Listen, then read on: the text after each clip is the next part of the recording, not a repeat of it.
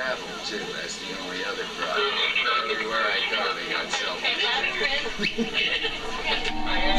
Everybody does the same impression. The eyebrows go up, the grin goes sideways. Half of Hollywood has done it on a talk show at some point, and every single one of them gets a laugh, because every single one of us knows immediately who they mean. Leonardo DiCaprio does it. Jim Carrey does it. Of course, my favorite, Jack Nicholson. I can't believe I ate the whole thing.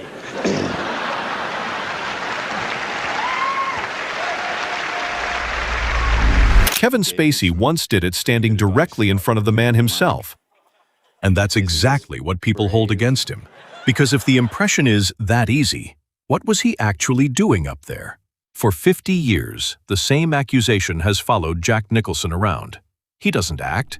He just shows up and he's Jack. What living person do you admire the most? Maybe Jack Nicholson, I think. Just how he did things and the fact that, you know, he was 32 before he did Easy Rider. I see you've got a picture for it. But, you know, he was bouncing around in Hollywood and doing all kinds of different things. And then when he did make it, the movies he chose, like there's this great clip of him giving, you know, he didn't do TV interviews, which I think's great, you know, to kind of keep the mystique. I didn't realize that. That's really cool. Yeah, really interesting. And the same for De Niro back then. I mean, he does it now, but a lot of those guys didn't do it. But Jack Nicholson, he turned down The Godfather and something else, maybe like The Sting. He turned them down to do The Last Detail and Chinatown. He says, like, those to me were the more interesting movies. And yeah, he's just got great taste and a really cool guy. And just when I'd met him over the years, you know, the classic thing of like, he's the king of Hollywood and he was just like the nicest, funniest, coolest guy.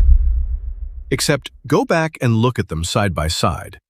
The exhausted detective in Chinatown. The convict tearing apart a psychiatric ward in Cuckoo's Nest. A father falling apart in Terms of Endearment. A man losing his mind in an empty hotel in Colorado. A retired insurance actuary with absolutely nothing left. Those aren't the same performance. They aren't even the same species of man. 12 Academy Award nominations, more than any male actor in the history of the ceremony. 3 wins across 3 different decades. And the people who stood across from him on set described something very specific. A man calibrating every movement, controlling his voice, knowing exactly where the lens was and exactly how much to give it. Tom Cruise watched him build an entire character in real time during the most famous courtroom scene of the 90s and still talks about it 30 years later. I remember when Jack Nicholson said that he would play the role, I remember I was like, that was an extraordinary experience working with Jack. And I remember the Nicholson scene when we were in the, you know, courtroom. Suddenly I'm looking around and the rafters were filled. People were coming in just to see this scene. Like the town knew that we were shooting it and they would come just to watch Nicholson and I go at it. And he was very generous, an actor's actor. He's off camera the whole time, just feeding me, and very supportive. And he'd be like, that was a good take. Good, Tommy. Nice, Tommy. You know, always like pull me aside. And that was a nice one, Tommy. Remember that in the next one. Cheers. You know, and just really like lovely. So maybe the impression isn't the criticism. Maybe it's the proof. Nobody does a Jack Nicholson impression because he's easy to copy. They do it because he built something so specific, so completely his own, that 50 years later, it still only belongs to one person. So how good was Jack Nicholson really? Let's let the people who worked with him answer that. He's been on my bucket list for 100 years. I mean, just forever, since I don't know how far back 5 Easy Pieces go. You know, I liked him a lot when I saw him in Easy Rider, but he just blew my socks off in 5 Easy Pieces. So this is an actor you're going to be watching through a microscope. You know, what is this guy doing? Where does he bring this from? You know? And then over the years, finally began to be in pretty much the same orbit, you know, and I'd run into him at different functions and things that we would both be invited to for some reason or other. Yeah. And I finally got to tell him what a slobbering sycophant I was. Does he think it's amazing that the two of them haven't worked together before? Yeah, people are saying that, and I suppose it's amazing. But it's not amazing to me, you know.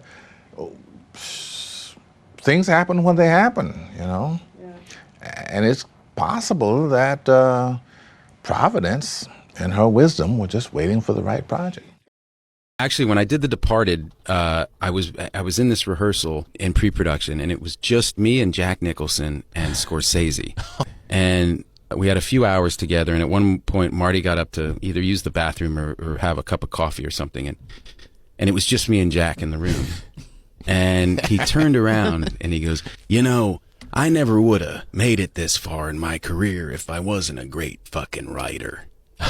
Really? Yeah, out of nowhere. And it was the most, and I went like, and it was like everything clicked into place. And I went, of course, like how do you have a 40-year career? Right. Without being able to put your own kind of imprimatur on something, or, you know, understand. Fix it. Yeah, fix it or not touch a comma of it. Right. And, you know what I mean? And, he knew it. And be more often right than wrong. It's like, it's because he was a great writer. I'll give you one story. I mean, I've probably told you this because it's one of my favorite. It was my favorite thing that happened on The Departed, about a scene that I was not in, but he was. And the scene said, it was 1/8 of a page, and it said, Costello, which is the name of his character, Costello executes man kneeling in the marshes. Mm-hmm. Right. So you go, okay.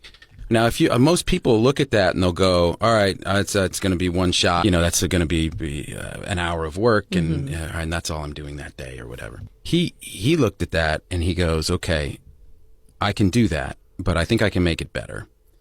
And so he's telling me this story. He goes, so what I do is, he goes, I come from the Roger Corman school, so I'm not going to add any time, and I'm not going to add to your budget. But instead of a man kneeling in the marshes, I make it a woman. And I go, oh, okay. And he goes, so I'm going to execute a woman, but I'm not going to be alone. I put Ray in the scene with me, and that's Ray Winston, who plays kind of his right-hand man, this brilliant English actor. And he goes, so I put Ray in the scene with me. And I do the thing, and I shoot her in the back of the head, like it says in the script. But if you leave the camera rolling, after she falls, I turn to Ray and I say, geez, she felt funny. Now that's a really sinister thing to say. Because it means I do this a lot, and there's a way people fall. Right. And she didn't fall that way. And I go, oh, yeah, I get it, man, I get it. He goes, now you could end the scene there, but if you leave the camera rolling, Ray steps forward and he reveals that he's holding an axe. He's gonna chop her up. Oh, man. Now you could end the scene there. He goes, but if you leave the camera rolling, I turn to Ray and say, wait, I think I want to fuck her again. And he goes, now that's a very sinister line. I go, I get it. It's really, really, really disturbing. And he says, now you could end the scene there. But if you keep the camera rolling, Ray stops and looks at me. And there's a pause. And I go, ah. He goes, and that's a sinister thing to do because we're making a joke out of this whole thing. And I go, yeah, I get it. He goes, now you could end the scene there. But if you leave the camera rolling, God. Ray says, Francis, you really ought to see someone. And so that's what they did. He took this 1/8 of a page scene and he did all of that. Yeah. And they had 2 cameras on it so it could cut back and forth. And what Marty ended up cutting was he shoots her, she falls. He says, geez, she fell funny. Right. And Ray looks at him and says, Francis, you really ought to see someone. Right. Right. So, but he just gave him all of these options. Right. As dark and as sick as you want to go. Yeah. And he's playing a psychotic killer. Yeah. Right. Yeah. And so it's just, that's what a great writer looks like. That's right. Now, you know Jack Nicholson as a buddy, right? You guys are friends? Yeah. What is that like, hanging around with him? No, nobody wants to hurt Jack Nicholson. Yeah, that's probably true. I mean, everybody loves Jack. It's impossible not to, Yeah. Do you go out a lot with Jack? Yeah, we trip around sometimes a little bit. Yeah, and what do you do? What's a night like that? He's, he talks a little bit absurd. Like a girl come up to him in a bar and say, Mr. Nicholson, would you like to dance? And he'd say, wrong verb.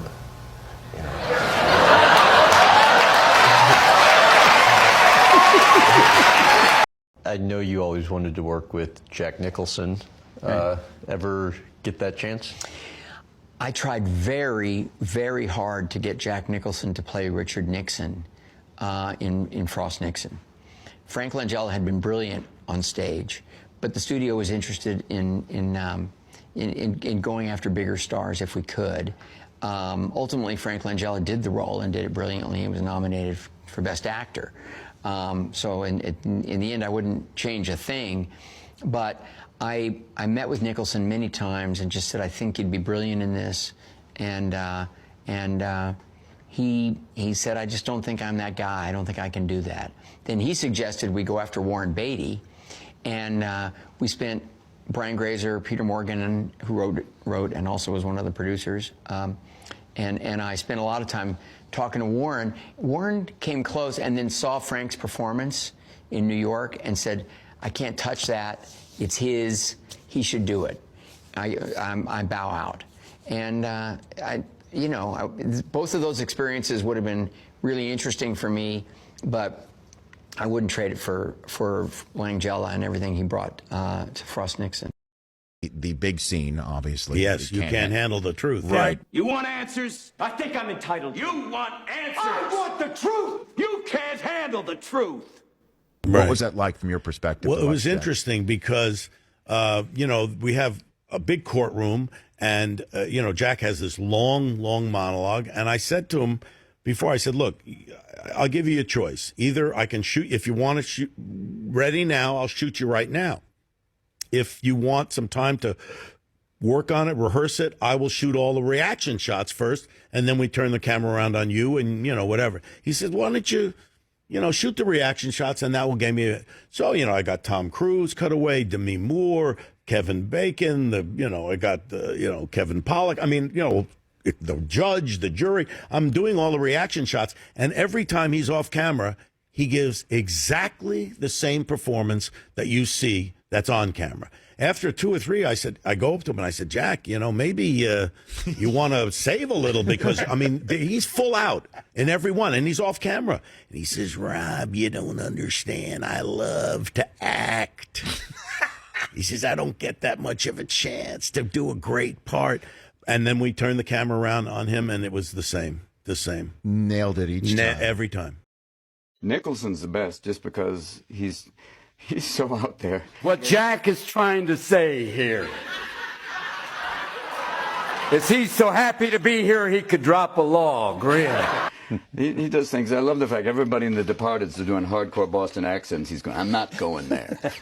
Just out on my own. This is who I am, Lennon said, I'm an artist. You give me a tuber, I'll get you something out of it. When he won his 3rd Academy Award, I was standing with him. I had just won mine. And we're standing backstage because they're just about to take you to the press conference. And he goes, Robbo, now I have one for every decade. Listen, Robbo, I'm real sorry about it. Maybe I'll send you a couple of T-shirts, smart boy. It happened that way. It went away, I guess. I was interested, but somebody else went, I'm better than you and I'm bigger. So here you go. Oh, you bastard! Good for you, isn't it? What a great night for me, yeah. Yeah. Did you have a bit of beef with Jack Nicholson? Yeah, not for me. Not your cup of tea. No, he looks a little bit. Yeah, well, I don't know. Listen, you got to forgive some people sometimes because they're old, they're getting on. Right. But you can see something in him that wasn't really for me. Have That's you ever just been... me. Other people love him. I think he's a fabulous actor. I think he's a fabulous, intelligent man. But it just wasn't for me. Your cup of tea. No. Was you ever been tempted to what? Liven someone up? Yeah, mate? absolutely. I think if he'd have been younger, yeah. Yeah, would you? Yeah. Gets to his trailer, he puts his hand on the door, and he stops, and he turns to me, and he says, you want to know surreal? I pull up a chair, And he says, I'm doing this picture, Chinatown, and I'm rehearsing this scene with John Huston. And you have to understand, the man was like an idol of mine. He was a surrogate father. I worshipped the ground he walked on. He meant more to me than my own family. And while we're rehearsing this scene, I see over his shoulder, about 50 yards away, his daughter Angelica walking towards the set to visit. And I had just started banging her about 3 weeks before. Oh my God! And so I realized I hadn't told the old man yet. And I didn't know how to break it to him. I didn't want to upset him. I didn't want him to be angry with me. I didn't want to disappoint him. I would have killed her if that's what he wanted. And I'm thinking all these things as we're rehearsing the scene, and I come out of those thoughts and get back into the rehearsal at the exact moment that his character says to mine, Mr. Giddis, are you sleeping with my daughter? Now that's surreal. And he turns on a dime, and he walks into his trailer, and I'm standing in a parking lot thinking and saying out loud, did anybody else see that? And it's because of Jack, because of the way Jack has treated his friends. I don't think Jack has ever made an enemy of anyone. I really don't, unless they really deserved it. I can't imagine him doing that. He's always treated everybody fairly. He's always remembered everybody. He's always has a great sense of humor. He's a great storyteller. He's a pleasure to be around, and he's just a dear man. What makes Jack Nicholson? Oh, this is the most difficult question in the whole wide world. So amazing, the legend that he is, the king. Well, for me, he is Irish, and he is a crazy Irishman, and he's completely provocative.